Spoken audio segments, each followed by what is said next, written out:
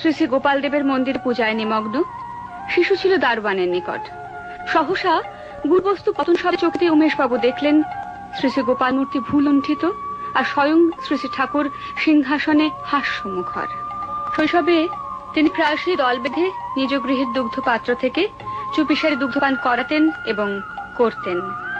ঠাকুর মিথ্যাচারণ জানতেন না, ফল শাস্তি লাভ। অভিমান ভরে ক্রন্দনরত ঠাকুর গেলেন আম্র কাননে।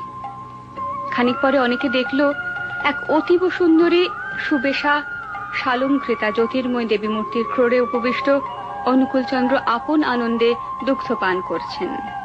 ভৃত্য নারিকেলের বোঝা বহনে ক্লিষ্ট দেখে অনুকূলচন্দ্র গেলেন সাহায্যে।